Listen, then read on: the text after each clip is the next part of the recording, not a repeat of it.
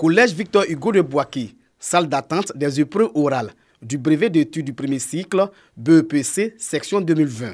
Le stress se lit sur le visage des candidats. Je suis un peu stressée. Je ne sais pas ce qui va se passer là-bas, je ne sais pas les questions qu'on va me poser, que je ne sais pas comment est-ce que ça va se passer. Dans la salle d'interrogation, les choses se déroulent assez bien. Des tests et des images sont soumis au choix des candidats. Pour les interrogateurs, le niveau des candidats est acceptable. Le niveau, passable. On fait avec. Quand ça ne va pas, on essaie d'aider le candidat afin qu'il puisse dire quelque chose. Voilà. Il y a des questions personnelles qui n'ont rien à voir avec les images et les textes. Ils n'arrivent pas à bien exploiter le test.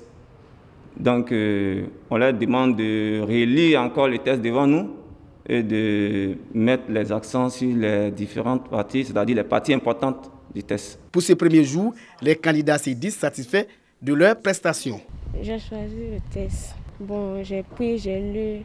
Après, le professeur m'a posé des questions sur l'école primaire. Pour coller à l'actualité sanitaire, les mesures barrières de lutte contre le coronavirus sont respectées. Avant d'aller dans les salles d'attente, il faut se laver les mains.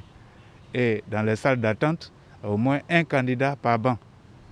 Et dans la salle d'interrogation, au maximum 2 candidats, un qui est au fond et puis un qui est avec l'interrogateur. Dans la région de Gbeke, ils sont 26 562 candidats répartis dans 37 centres de composition à frapper aux portes du second cycle. Les épreuves orales prennent fin vendredi pour faire place aux écrits le mercredi 15 juillet prochain.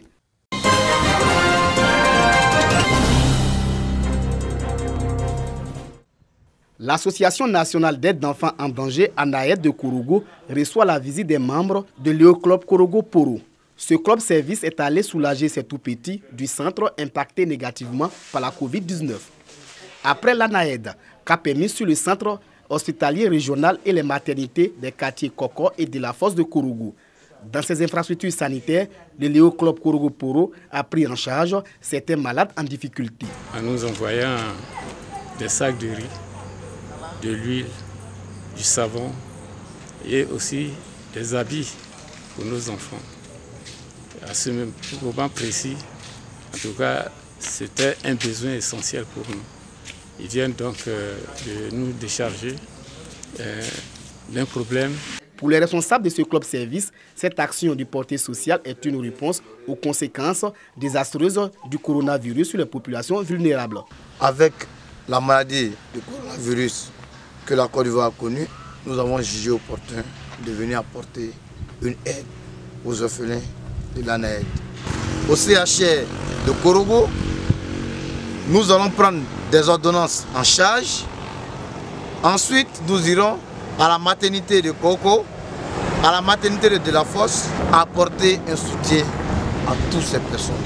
Cette journée de solidarité aux personnes impactées par la Covid-19 s'est achevée par un dîner gala. Ce dîner a mis fin aux activités du bureau sortant et annonce la prochaine mandature du L'Eoclub Korogo Poro. Le L'Eoclub Korogo Poro est parrainé par le Lions Club Korogo Karité.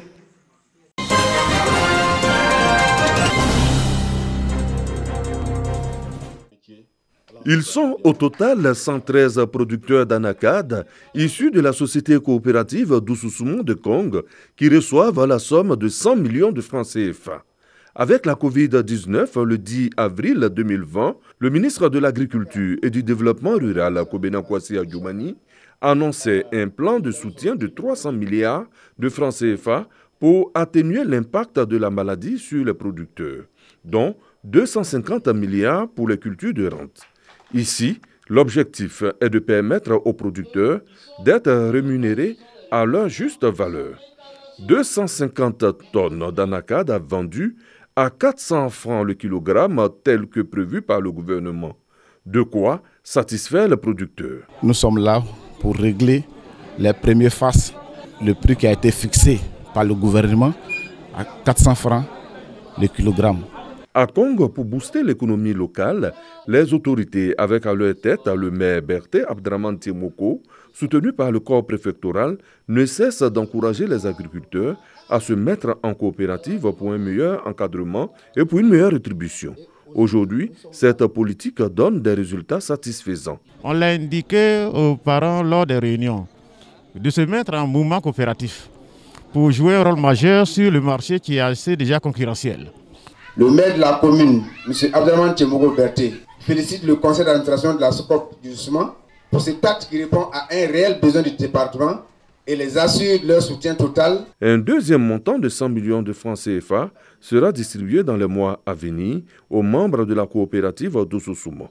Ils auront, à coup sûr, le cœur en paix.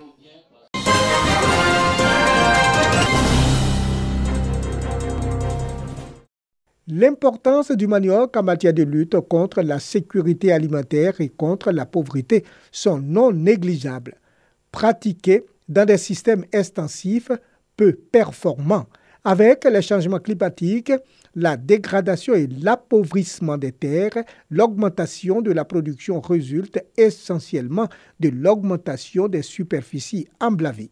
Avec une forte pression sur les terres cultivables, situation aggravée par une pluviométrie imprévisible, donc capricieuse. Le FIRCA, dans le cadre du Fonds compétitif pour l'innovation agricole durable, FSIAD, a financé le projet INECO Manioc pour les performances agronomiques des innovations de gestion durable de la fertilité du sol et des innovations d'optimisation de l'eau de pluie en culture de manioc. 2 ans après la durée de vie du projet, la tenue d'un atelier de restitution des résultats s'impose. On note une révolution dans la production contribuant à impulser la croissance et la production du manioc. On a réussi à multiplier les rendements qui sont estimés à 6 tonnes par hectare en milieu paysan, à 2,5 jusqu'à 16, donc ce qui nous a fait passer de 15 à 96 tonnes par hectare. Une bonne appropriation du projet par les paysans.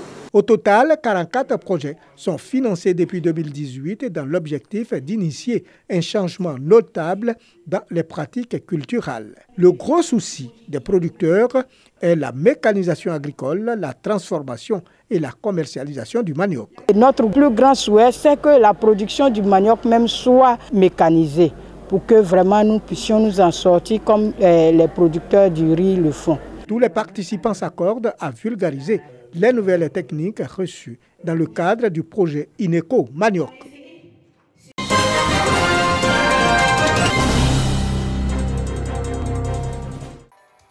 Les jeunes filles au centre d'une conférence de sensibilisation sur l'action citoyenne. Nous sommes à la première édition du Chic Gaba Party, une initiative de la jeunesse estudiantine catholique de Bouaké. Jeune fille, voici ton action citoyenne 2020. Thème de la conférence animée par Rebecca Yao, femme leader politique à Bouaké. Rassurant les jeunes filles sur leur engagement civique et politique, Rebecca Yao les invite à prendre part au débat sur les questions de développement. Pour la conférencière, l'action citoyenne de la jeune fille est sa participation au processus électoral. Il n'est pas bon pour la ville, il n'est pas bon pour la communauté qu'un pan entier se désengage totalement et reste en marge d'un processus de décision qui est très important pour leur avenir parce que ce sont les jeunes qui sont les garants de la durabilité de l'émergence. Donc ce que nous voulons, c'est améliorer le taux de participation de la jeunesse en général et de la jeunesse féminine en particulier sur les listes électorales, qu'elles se sentent concernées et qu'elles contribuent activement. Une initiative saluée par les participants. J'ai retenu beaucoup de choses. J'ai retenu qu'avant tout, la jeune fille doit se considérer aussi comme une citoyenne et qu'elle doit respecter un peu la citoyenneté. Voilà. La jeunesse estudiantine catholique compte une centaine de membres dont l'âge varie entre 16 et 27 ans. La première édition de Chic Gaba Party s'est terminée par une dégustation d'attiqué au poisson thon. Le nom de l'activité l'indique d'ailleurs.